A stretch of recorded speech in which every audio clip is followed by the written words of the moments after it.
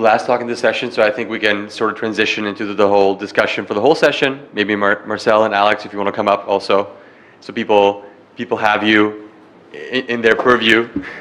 Any questions for Marcus directly? Hi, I thought this was a really interesting talk, but I know you mentioned like you tried to work with like some of the concepts that are kind of at the edges of like your user's mental model, and like I know this is an internal tool, so you have a better idea of what that looks like. But I guess I was wondering if you had any thoughts about like how you can do this more empirically for something that's like a wider language, like I guess like looking at page metrics for like a certain like documentation parts or something like that. So if you have metrics, that is obviously useful. Yeah. For a lot of the things that for me personally, it's very intuition based. I have very little patience for things that are hard, and that is very useful for this particular domain where people are interacting with what we call casually. They will try to figure it out quickly, and if not, just do something that works for them. So based on that rule of thumb, if you have to read 3 pages to understand what a feature does, that's probably too much. Anything beyond 3 words is risking it. So it's very intuition based. If you give me something, I'll try. You can put it up on the display, and I can empty my heart out. Yeah, I wonder if you have any plans to add any kind of typing, validation, schema, specification, because I guess, I mean, the consumer could do that. It has some problems, but you could say, okay, that's not the job of GCL. But to circle back with the LSP thing, I think it's very useful because then you can shift left all kind of verification. And for example, I know that it's not very config language, but Luau, which is a game language developed by Lan Jeffrey, has a very sophisticated type system. But he says nobody uses it because those are mostly kids developing games. But what is really nice is that it can do very advanced type inference, for example, in the LSP. So yeah, I wonder if that's on your plate. That is on the plate.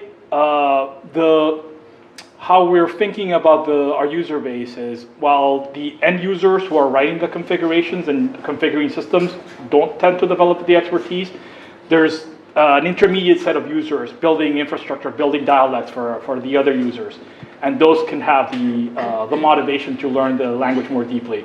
So that type of construct, that type of functionality, we're aiming at those intermediate users because they have the motivation to make their systems easier to use for their own users. To be more specific, like we want our type system to ideally, obviously, we want all the dialects to be able to just define their semantics in the type system itself. Yeah. Which will be very difficult. But yeah. But I guess you don't want your user to config to write types, and I think we totally agree on that. Our hypothesis is that's unlikely to work. Yeah. That's a good goal. Anyone else? So you had a point on your last slide that you sort of brushed over a little bit. I want to hear more, which is the formal semantics part. I want to write down your formal semantics. Can you go a bit more in depth on that? Specifically, is this something that remains in documentation somewhere, or is it something executable in a proof system? Like, what do you envision there? Anything helps. And what specifically do you see as the benefit of having that as you're going forward evolving language? It's the main benefit I see is sort of better documentation. Is this behavior of the interpreter a bug, or was it intentional? And if you take the time to formalize it, you can more often spot cases where the different features interact in weird ways, and proactively choose what the behavior should be on those interactions, either at the time you're designing them or later. Right. So I didn't mention this in the talk, but for implementing DCL2, we didn't have the semantics of the language. We had the C++ implementation, which is great. But it sort of left us guessing a bunch of the time, was this the intention or is this a bug? Yeah. Users find it confusing. We, reading what the behavior is, find it confusing. We can't write documentation describing in prose, this is the behavior when you use this and that together. So that was sort of, again, to our intuition that indicated that this was unlikely to be what was desired, or even if it was originally, maybe it's not what we want now, given how it's being used. Having formal semantics makes it easier to think through that.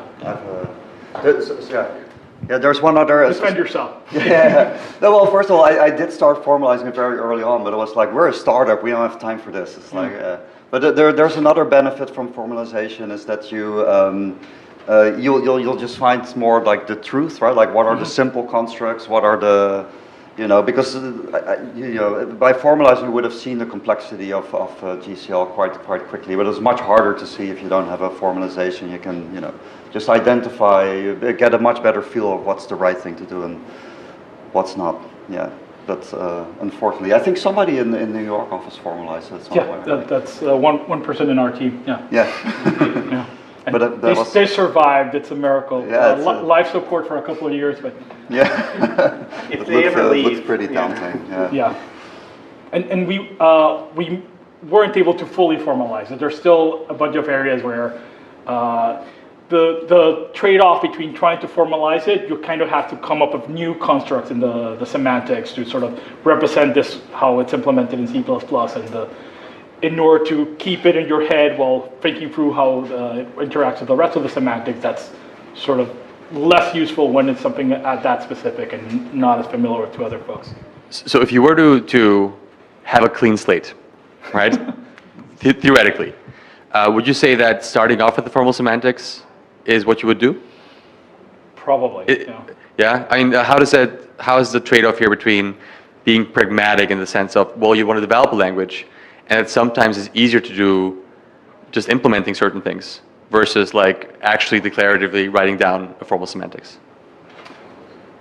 Well, so maybe not like fully write the semantics and like spend a year in a bunker like crafting math, but the user experience is also important, I guess. Yep. So it would be more of an iterative process. Like, here's what I would want users to be able to write, and how I would expect it to behave, and then based on a couple of examples, see, oh, this is sort of how I want the behavior, and then go to the math and think through how it could work.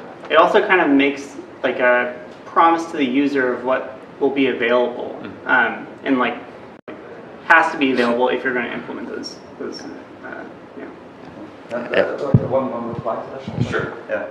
So there's also a midway way, I would say. Like if you have so what we do in Q, we have this lattice, right? Of the types are all like sit in this sort of static lattice. And if you introduce a new feature, you can, without even looking at a formal semantics, you can see, does that actually have a place in the lattice? And very often it does not, right? Or it doesn't fit, and then like you shouldn't even go there, right? Like if it doesn't have a place in the lattice, that's pointless, right? Like you're getting into a world of pain if you do that. So that's a very easy way of sort of like preventing going down the wrong path. Yeah.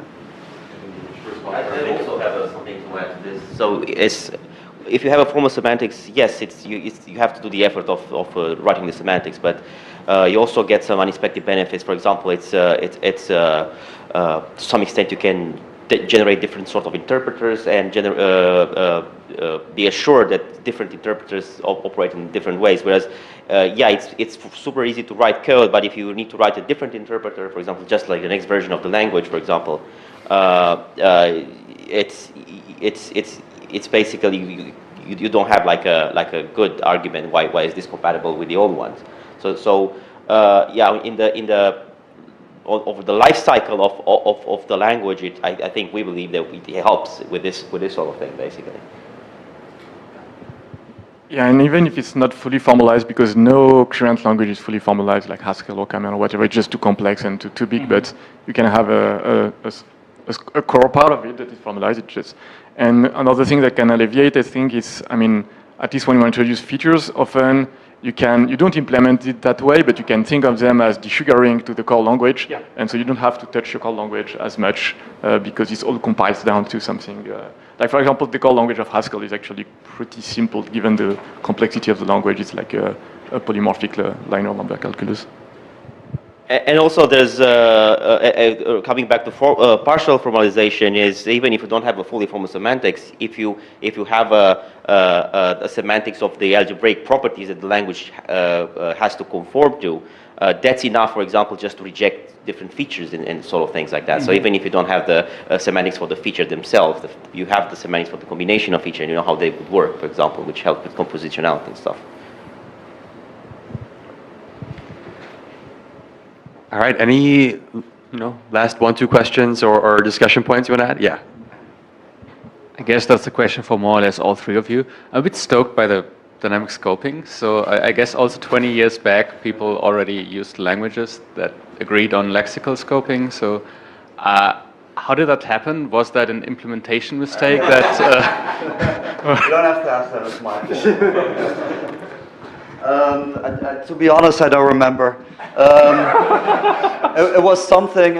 So with the original design, we did use graph unification like Q, and there it would not be dynamic scoping, but there were certain use cases, and it's probably documented in like the one of the languages offshoots of GCL that's called Flabbergas, where especially SREs.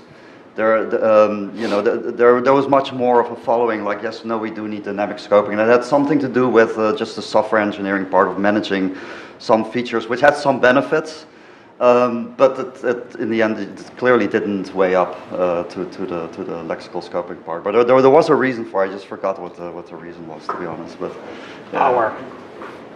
Is like the I think it's not totally absurd with the merging model because you have, what you write is a small part of the configurations that will be inserted in the biggest part. And so you're tempted to say, I'm going to use a lot of module options, in NixOS, for example, you are in this huge fixed point with a lot of modules and you want to open port on the firewall and so on.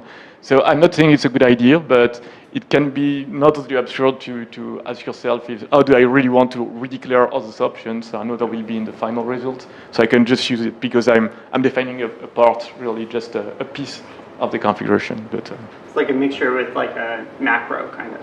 yeah. it can reduce verbosity quite a bit. Yeah. Yeah, part of the challenge of removing it is lots of people are relying it, at least on certain occasions, intentionally. So if we were to replace or remove it, we'd have to come up with another way of doing having the same or similar result.